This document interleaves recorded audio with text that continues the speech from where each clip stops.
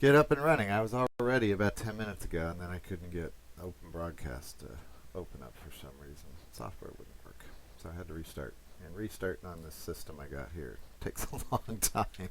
So about 11 minutes later, we're up and running. So I'm going to stall for a minute or two here while my computer continues to run unknown stuff in the background while it starts up here.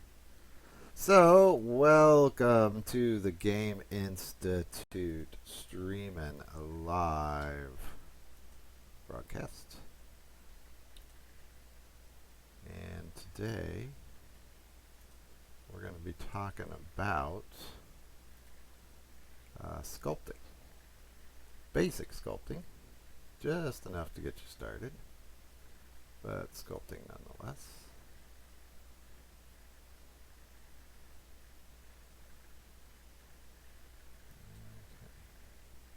Alright, checking a few things over here. So, let me, while I'm letting my computer fire up there, let me check a couple things here real quick. Whenever we get into sculpting and Wacom tablet stuff here, it takes a little setup. Got to move some stuff around here on the desk. Got to get into sculpting mode here. I'm going to sell this Wacom tablet someday, since it's gotten so much coverage online and various places about how it doesn't work. Me and my Wacom tablet. I think it's actually pronounced Wacom. We actually, where I work, we had training on Wacom tablets long ago. Okay, that's working. And they kept correcting us and said it was Wacom, which I don't think sounds good at all. But that's what we were told by the company, is it was a Wacom tablet. I like a Wacom tablet. That sounds more technical, I think. I don't know if that's somebody's name or it's an acronym or what, but we were told it was Wacom. Okay, so here's our Minotaur. He's back. And we tend to break him out when we're talking about sculpting on a mesh. Now, right now, well, a quick tour on this guy so we can show you what's going on, and then we'll get into the sculpting. So our Minotaur, I like to call him Minnow here, he has some maps on him. So if we go over here, he's got 3 maps on him right now. He's got a normal map, a gloss map, and a diffuse color.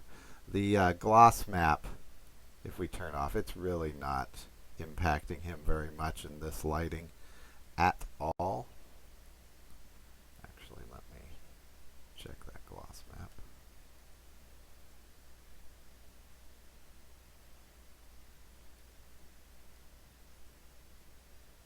Yeah, okay. It's on intensity. Yeah, it's just grayscale, so color's not going to do anything. I'm going to turn off his gloss map for a minute so we can take a look at it a little bit clearer. I'm also going to, we'll leave it. I was going to turn off the light specular, but we'll leave it on there so we can see it. I am going to turn off the normal map though. And what that's going to do is take off a lot of that detail. So you can see if I turn that normal map on and off, he's got a lot of specific detail, like down here in his leg, where that normal map is kind of carving out the detail a little bit better. Just a second. We got a user preference thing going on here. Where is it? Editing. Input. There we go. Yeah, I was screwing around with my user preferences before we started earlier. So he's got a lot of his detail is in the normal map. So I'm going to turn the normal map off because we're not talking about normal maps today. He looks a little bit more out of shape. That's buff cut, That's a year after he retired, So our model here, if I go ahead now and take the diffuse off, getting some weird lamp stuff going on here. Just a second.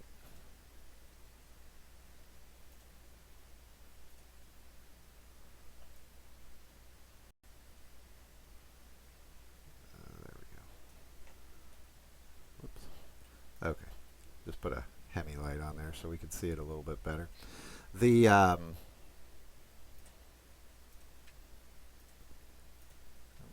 diffuse map. There we go. His diffuse map that I can turn on and off here is also blocking a lot of that detail. So I'm going to turn that off too. And I'll just turn this gloss map off too. It's not really doing anything. So that's our final sculpted model. And if I was to look at this in edit mode, you could see about what the detail level is. Now he has a lot more polygons in his hands and around his face and in his horns. Ideally, if this guy was really, going directly into a game, we might come in here and clean some of this up. But he was done for a video series where we wanted to focus on some of those parts. So he's got a few more polygons in there than we might want.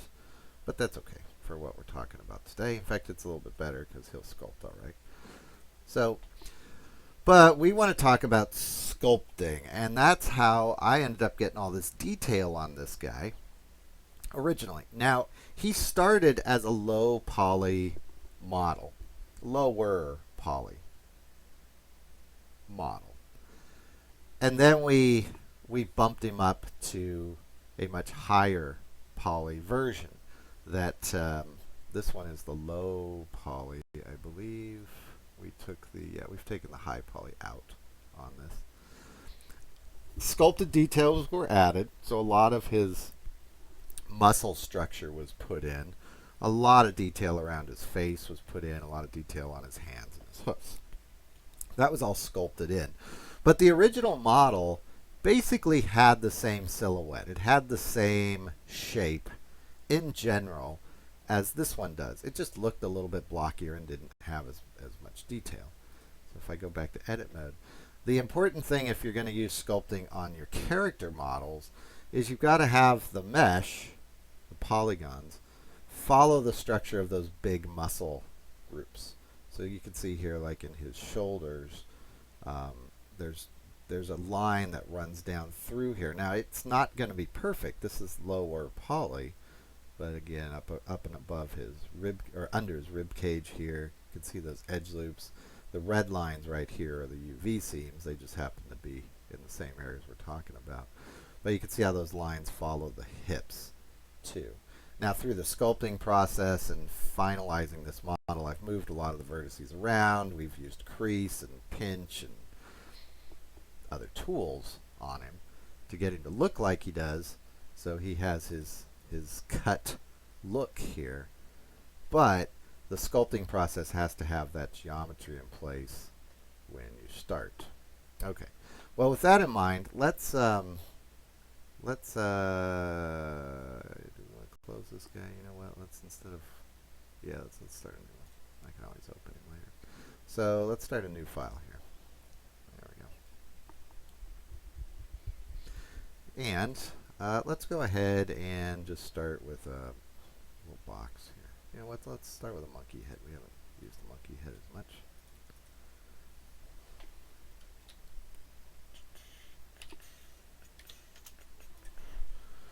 Zoom in here.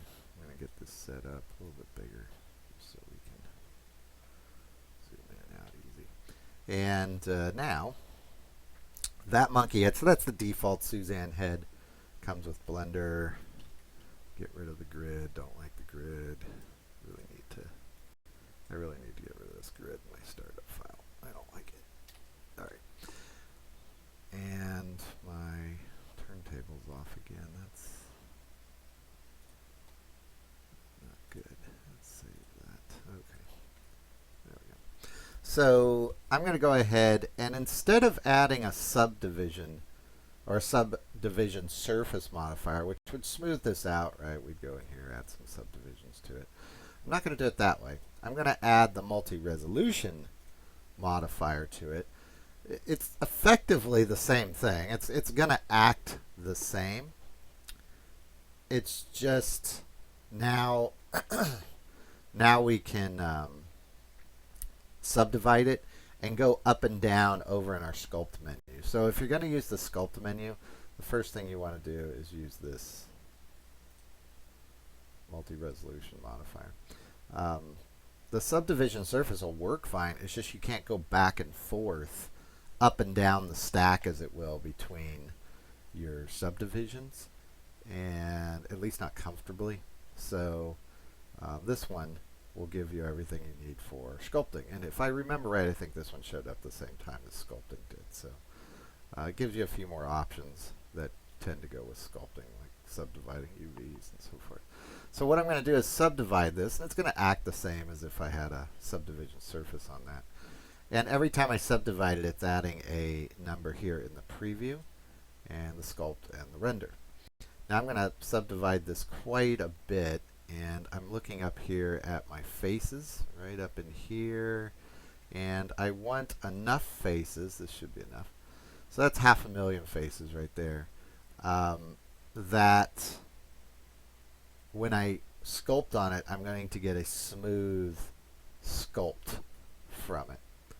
And again, you can go back down in your previews. So there's three things here. You've got your previews. That's what you're seeing in the viewport. You've got your sculpt. That's what you're effectively sculpting on.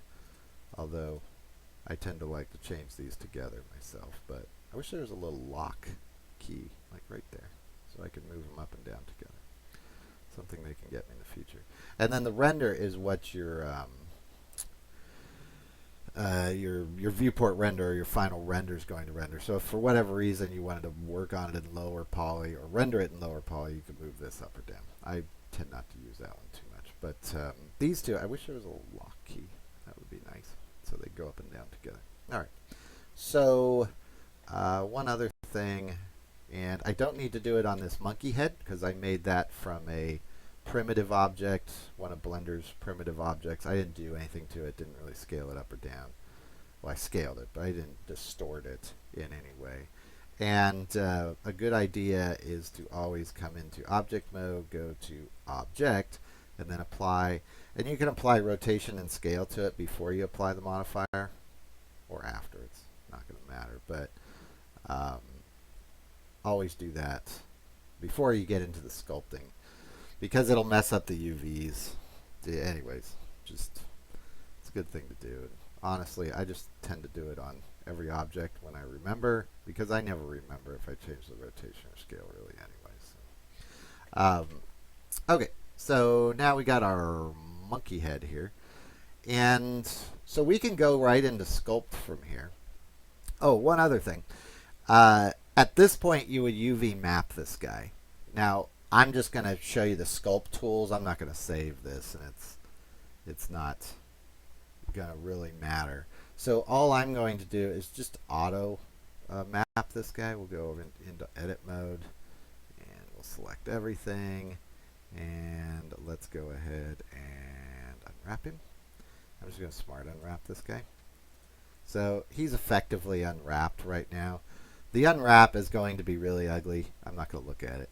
it's going to be an ugly unwrap, and I'm not going to. Usually I'd spend some time unwrapping him. So you always want to unwrap this guy before you get going too far. You'll see here in the sculpt mode. Well, let's go there now. If I go to sculpt mode here. So if I hadn't unwrapped him, either well or not very good unwrapping, then I would have a little error box up here, and I forget what it says, but it says something like missing a component or something. And you wouldn't see this little picture or the sculpt mode. It would have a little stop sign up here. That's usually, at least it's always for me, it's always because I forgot to unwrap the object and I was getting excited and wanted to jump over to sculpting on it. It needs the UVs for it to work, and probably lots of reasons that have to do with baking out of the information we're sculpting on here and knowing where that information is in the UV space, all that stuff. But it won't work without the UVs. Now, bad UVs will work just fine. So we're going to continue. So now that we're over in sculpt mode, just a second, I have to do some maintenance here. Skype's going to start here in a second. I told some folks that I would find them on Skype here during the broadcast. Just a second. When I restarted my computer, I forgot Skype's not on.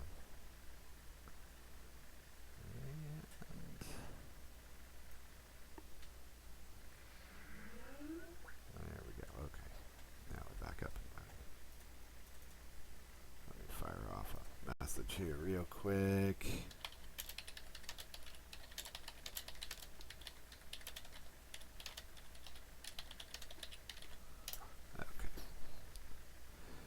And okay, so now when we have our sculpt menu open and we got UVs on our model and we got it subdivided at least to plenty of faces to get what you want, then you're ready to sculpt, and you're in sculpt mode, I guess we should say. So now we could sculpt on this, and my brush is bouncing around here. Just saying, I gotta close Photoshop so this runs a little bit smoother. Okay, that'll help. So now when I draw on this, you can see that I can sculpt on my monkey head. And the sculpt mode, little small print on the sculpt mode here in Blender. I'll give us a little bit better view of the menu. A nifty module. The sculpt mode and the texture paint mode in Blender are by far my favorite pieces of the program. I think they're really pretty well designed. They have almost all the features that I would ever want. And as far as comparing Blender to, say, ZBrush, which I think is really about the best sculpting program out there, it's a close second. ZBrush is just better in certain areas. It gives you a lot more functionality for, things like editing 3D printable objects and lots of other stuff. But as far as doing game-specific things, ZBrush does give you a few more features that I really like, but Blender does a fantastic job for giving you the tools that you need for a 3D program. It's far superior to Max or Maya. Just sorry, but it just is. It's much better than those. And it's, for a program that's free and you get the sculpting piece, it's something that gets overlooked a lot because people tend to focus on Blender's other features, animation and compositing and some of the other stuff that it does. But when it comes to the video game stuff that we're doing, the sculpting and the texture paint modules really kind of get overlooked when you're comparing it to other programs. It's a fantastic little feature that they give you, and they've really spent quite a bit of time in here to get everything working well. Anyways, that wasn't a commercial. It's just I always get very excited when I get into sculpt mode here in Blender because it's just so cool. So we can sculpt on our object. Now we're not going to get into baking out of texture maps or anything like that today. This is kind of the overview, but it will do all that. So if you want to get going and jump ahead, you'll be able to bake out your maps. There's a lot of stuff in here. So let's take a quick tour. Here are our different brushes. I don't use all of these all the time. We've seen these before here in the videos. The gray ones here I tend to use quite a bit. Flatten I use a lot. Grab I use a lot. Pinch is nice. And like I said, the gray ones. That's about it. Scrape. I tend to use that when I'm doing characters. But stuff like smooth is basically built into all the brushes anyways, so I hardly ever click on this icon. The hook feature is really nifty for certain things, but I tend to forget it's there. So what we'll do is kind of take a look at each of these brushes and see what they do. Before I do that, I'm going to jump down here to symmetry, and I'm going to turn symmetry on. Right now it's on X. I'm going to turn it on Y and turn X off. Yeah, that should be right. Let me double check that. Yeah, okay. So now it's going to draw on both sides of the mesh there for me. Also, remember, I'm using a Wacom tablet, so that's why I can make some areas not affected as much as others. So when I push down on the Wacom pin, it sculpts like you'd expect. And those little buttons are right in here under Strength. It's that little button here. So if I turn that off, it doesn't really do its Wacom trick. I am not sure what that little... It's a little finger pushing in on stuff. That doesn't really seem to sum up the the function very well for me. But under Strength, at least, that has to be on. If you wanted to do its little calligraphy trick, and I don't know if I can simulate this so that you'll be able to see it. Anyways, where the harder you push down, the bigger the radius gets. Radius right there. It's that. Again, that button. Auto smooth, same thing. You can turn those on. By default, they're off. So I'm not. I think a lot of people just think that it doesn't work as well because it's off. Blender has a lot of that. By the default settings are set kind of kooky. Anyways. So moving down here. If you want to auto adjust your brush size, you can either hit F, which is, I always forget which is which. F is the radius, right? Yeah, F is the radius. So I can make the radius smaller.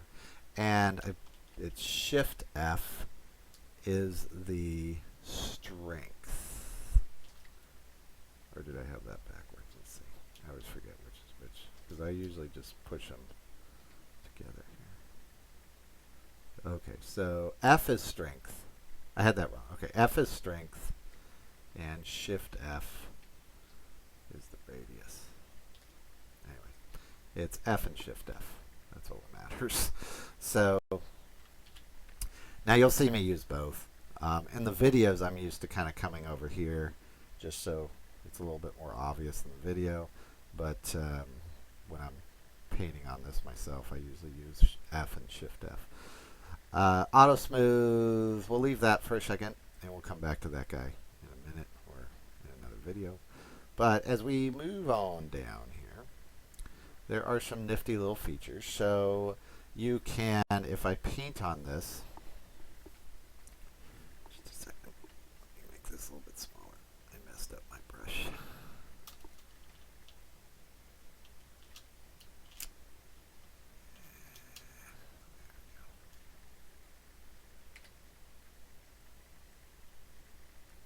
Okay, get my brush where you can see it.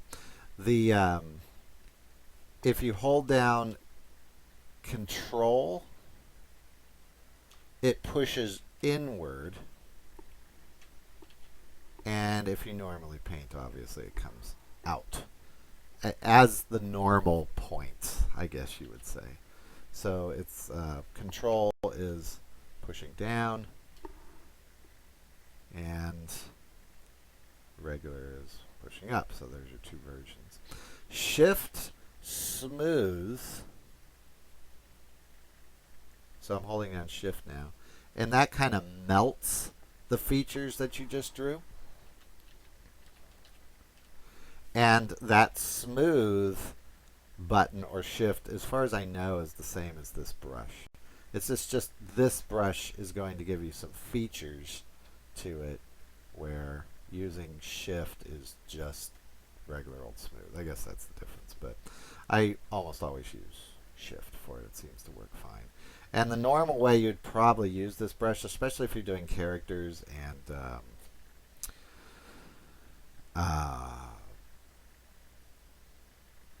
the organic stuff, my mind just went blank, is I usually use this kind of generic sculpt draw brush to throw in your details, something like that, and then come back in here, use shift, and then smooth those details however you want them on your character. And if you don't want a brush that's so harsh like what I just had there, then you can come in here and tweak things like the radius. We'll bump that down. That's the wrong way. Bump the radius up. We'll bump the strength way down. I usually work with the strength really pretty far down here. And we'll bump the radius down. And you can see how we can kind of smoothly transition these bumps, like I just drew there, into the monkey head. Now, if your viewport isn't rotating on the turntable or orbiting around like you're used to, so when I'm using a Wacom tablet, I should be able to push Alt and then rotate this around like this. Right now I'm using my mouse wheel button. I'm holding it down to rotate it. Let's select that. And if that doesn't work with your Wacom tablet, it's this button here, which if you've been watching the videos, you see me hit this on and off all the time. It's that emulate 3-button mouse. And now I'm using Alt on my Wacom tablet. It'll work fine. I don't know. It just is it's a Blender thing. So I always forget to turn it on. So I have to go turn it on when I have a Wacom tablet on. All right. Let's see the other big features here, the big ticket items on our tour. So as we move down, front faces only, accumulate, you can use those if you want. When you sculpt, I tend to forget they're there, so I kind of work around it, but they are there. Texture, you can draw with a texture if you really want to. If you click on this big window, you'll see there's nothing here, and it's a little bit clumsy, I think. If they were going to change anything in the sculpt menu and texture draw, it would be this window, because just clicking on the window is different than everything else in Blender, you know, like up here too. I'd rather either they made these windows nothing there. That's because, and by the way, anytime you see that icon, it's the same deal. You need to come over here into your texture slot. You would hit new. Those match up a little bit better, or gave you some clue that you're supposed to click on the window. But if you click on the window, every texture you can choose from is going to be listed down here. Now there's nothing there. That's because, and by the way, anytime you see that icon, it's the same deal. You need to come over here into your texture slot. You would hit new. You would load it. You can see it changing over here. You could load a new texture in here. I don't have anything ready to go, so let's see what we can find real quick. Let's go to about storage, textures, rock. I'm just going to grab a rock texture here real quick. How about this one? There you go. Rock texture. That's a pretty good one. So there's my rock texture. It should show up right in. I lost my. Oh, right here. There you go. In preview. And now it will show up here. So when you click on this little window, everything here should be listed over here in your texture slots. So that's how you get it to load there. Again, the whole back and forth thing here, really would like it to be, I don't think I can do it, now that I mention that, maybe I can do it that way. I don't think so.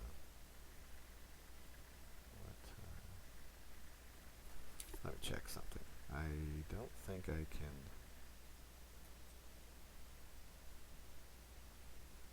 Yeah, okay. That's what I thought. This button here, that little plus, is the add new texture button, but all it does is it adds an empty slot over here for your texture. You still have to go get the new texture. We'll add a different one here. I don't know, how about stone works? We'll just take that and you still have to go get the texture. So that, I'm not sure that little button really helps you any.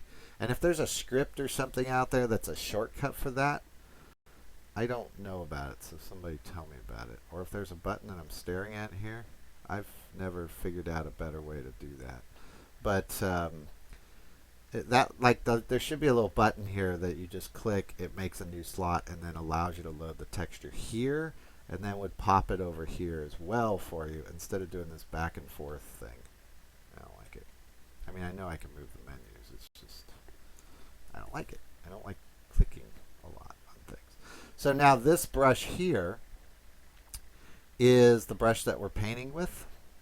So with this brush, or any brush, now when I paint, you'll see, well, he looks very fuzzy. You will see as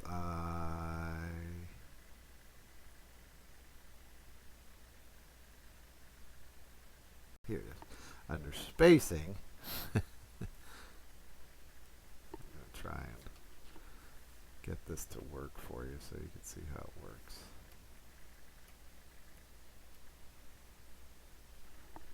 You have to space the image out so that it has enough room to there's the image, you can see it there, but you have to space the image out so that it's not just drawing over itself constantly, if that makes sense. You can see there it drew over itself a little bit. Let's put the spacing down, and now if I just stamp this in place, there you go, you'll see that I'm effectively drawing with the brush. Now the stencil feature works far better for things like brick walls and all, just showing you how that works.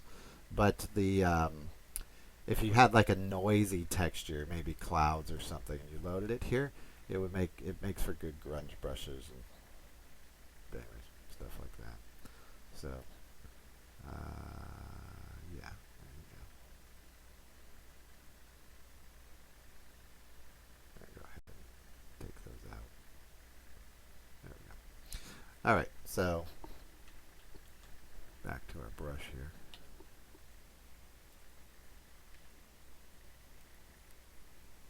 There we go. So you can paint with textures. And as we move on down, there's some angle settings here. This is another one I tend not to use too much, at least right now. There is the stroke method, which starts to get real important. That's where your spacing is. Now I set the spacing all the way down to 1, and you'll see that it's pretty smooth. If we were to bump that spacing way up, you're going to start getting little bumps. That's way too high. Looked like he had a horn. Almost. Let's get it where you can see it. And these numbers are, as far as I can tell, are basically just arbitrary numbers. So if I wanted to space out my strokes, you can play with this spacing. There you go. And you're going to get this kind of spaced out, like riveted thing going on. This is a really cool trick if you want to do like welds on, for like metal welds where metal pipes join or something, is you just do a little blobby image, load it in, and then set your spacing to something like what I just had here, and then you would paint it along that weld, and it makes for like a blobby weld type thing.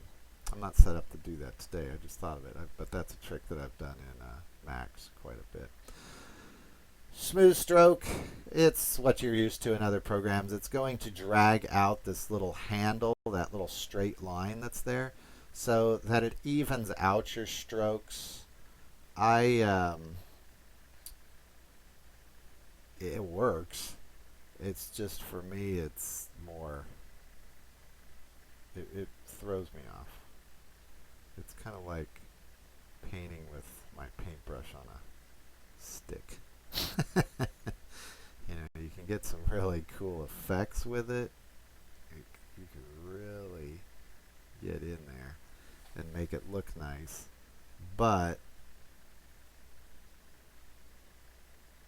I don't know if that's my favorite feature, but I guess it's nice that it's there. your curve. This is your brush shape. And if you're not used to looking at these, this is like a side view of a paintbrush. So if you imagine the handle of the paintbrush is down here, and this is the tip, this is half the tip. So it's not going to show up much with this brush, but you do get some default settings like this pointy one. I need to change the spacing back to where it was here. And I don't want smooth stroke on. And just a second, the wrong way with the spacing. So that it creates a different effect on your brush. I'm just smoothing this out a little bit right now. The default, I think, is this one here. I like this one, or this one is what I usually use. This weird little one here that looks like a little tunnel, that one is a solid brush. If I can get it to work here. Do I have an image in there? Okay. And what it does is it's like a solid brush in Photoshop instead of a fuzzy brush. The fall off, I guess. There's no fall off on it. Okay, stroke, I think we hit the big guys there. Curve, we hit the big ones here. One thing on your curve, I will show you if I can remember what it is. Is it this one? You can zoom in, and you can change this little, you can make your own if you want. There's a settings here, and under settings you can go to, is it auto handle? No. Vector handle. Yeah, vector handle if you want to get sharp little shapes in here. So something like that. Let's rotate our monkey head around. I'll show you what that does. So you can get these crazy sharp shapes like that. See that little pillar there? That's that shape right there. If you can kind of picture what's going on there. So you can kind of sculpt pieces in. Now this is a good example of where I don't have enough resolution on my mesh to really see that. So you can always go back to your modifiers, and I hope I don't crash things here. Let's see. And we'll bump the preview up one. Oh wait, subdivide it. And then bump it up one. It's going to take a second. And then we'll bump our preview up, and it should get sharper. Now, our faces went way up. Remember, you're quadrupling the faces every time you subdivide it, so now I'm at 2 million. If I was to subdivide this again, I'd be at around 8 million, and I don't want to do that. Should mention here, if you're used to Max or actually, I'll just say Max. I don't know about how Maya handles this. But if you're used to how Max handles the sculpting, which it doesn't do very good at all, what's going on here in Blender is a different type of rendering in the viewport. So Blender can handle much higher poly counts than, say, subdividing in Max using its, what's it called, Displace Paint viewport. Paint? I forgot the name of it. But using its paint program. And I don't know the behind the scenes stuff, and I don't really know how ZBrush or Mudbox do it, but this is much more similar. So it can handle pretty high poly counts just fine. My system isn't anything overly crazy, and it can handle, 2 million polys here and subdivide it just fine. So I'm going to jump up here and change my brush so we can see a few others. I'm going to jump over here to the clay strips for this one.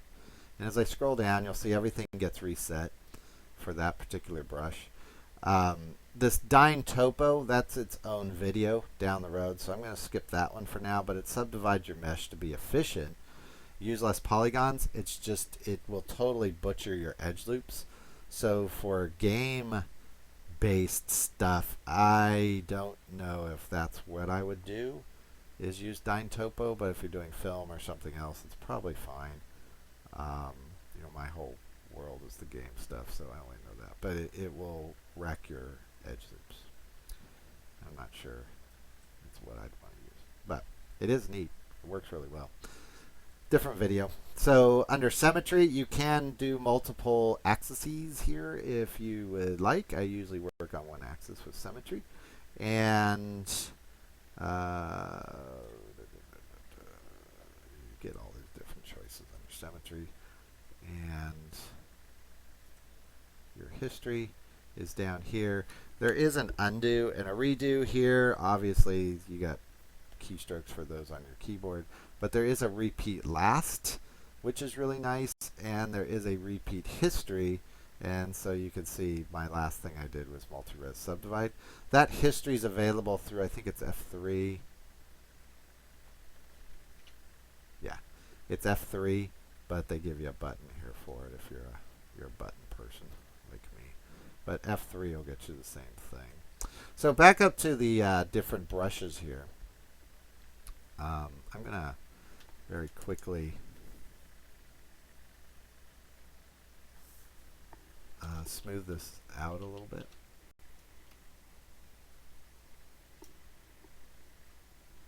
Maybe.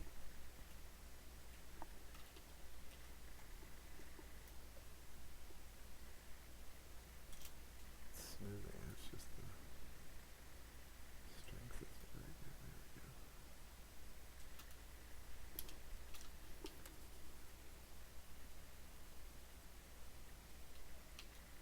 All of a sudden, that's not working so well.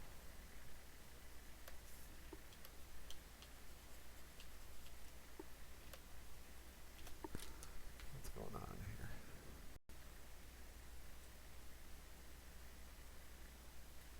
I think I killed it. Is this still reading my Wacom tablet or not? Okay. It still is. Oh, it's the brush I have, that's why. Got it.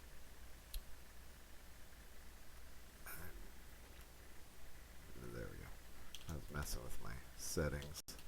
So right now I'm using, I messed with my settings. So it's my spacing.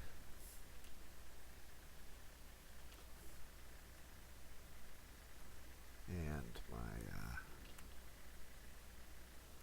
brush here.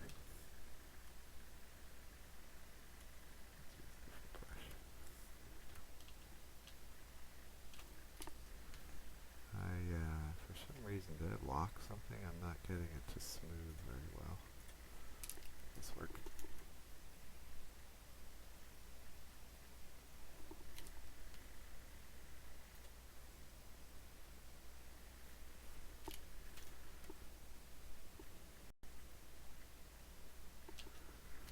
All of a sudden, nothing's working here. See, my face count isn't changing. There we go. Alright, let's see if that works a little bit better. Well, it is smoothing. It's just, it's kind of jumping around. There's something affecting my performance. Alright, so the different brushes, if I go to clay strips, I'm going to go ahead and turn this guy around so we can see him. Let's see if we can bump that back up to 6. And we'll make this a little bit smaller. Shift F.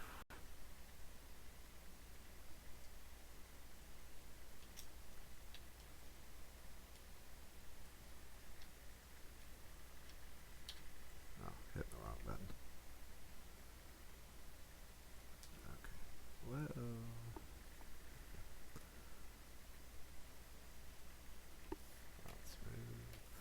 Clay strips. Okay.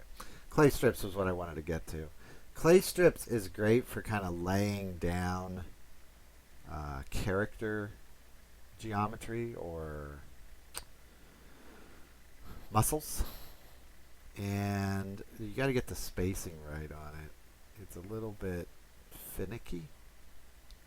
And you got to change it for every model. So right now, there we go.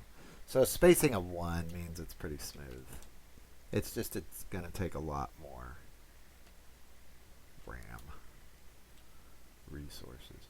So here's how we would kind of put in, say, details on our monkey's head, or at least big generic details, is just, I like to use that clay brush, knock the spacing down to 1 or anything under 10. I mean, it's not going to matter. You're not going to be able to tell the difference. Say, 6. And paint with that, and then immediately just hit it with smooth or shift on your keyboard.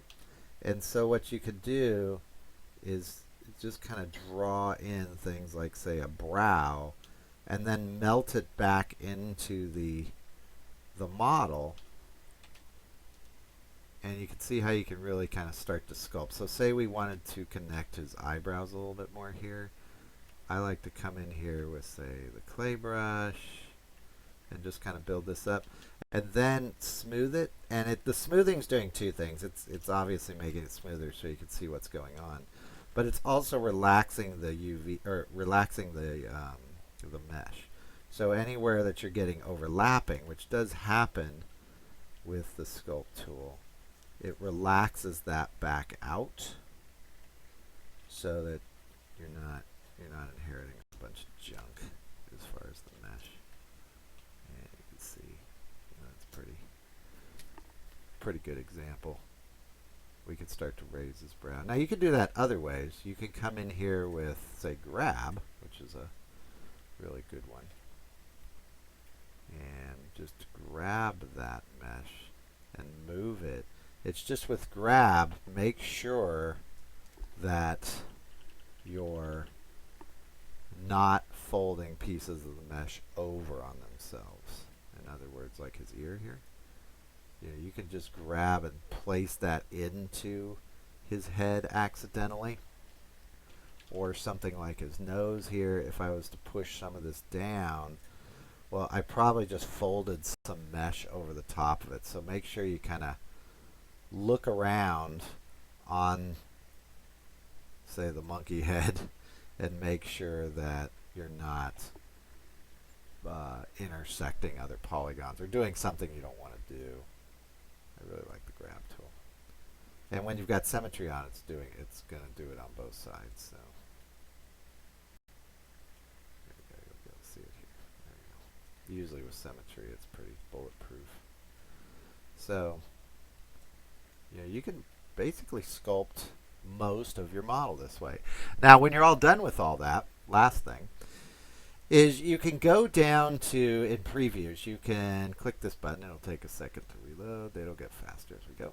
And we can go down in poly count, same with sculpt. So you're going to see it start reducing the poly count in my mesh here.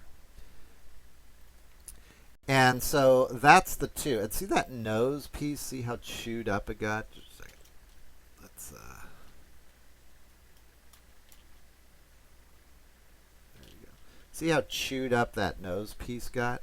That's what I mean by those polygons folding over themselves. It looked okay in the high poly. Same with his mouth.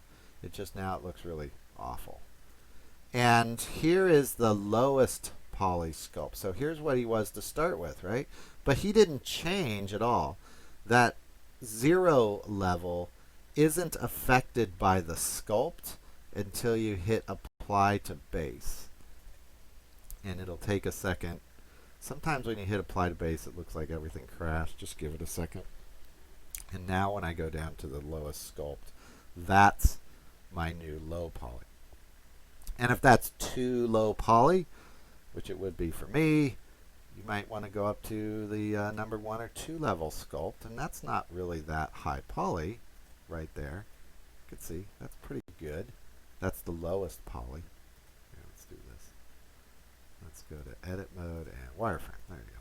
So you can see that's how many polygons. So maybe that's too many polygons. Let's go to 1. There's the 0.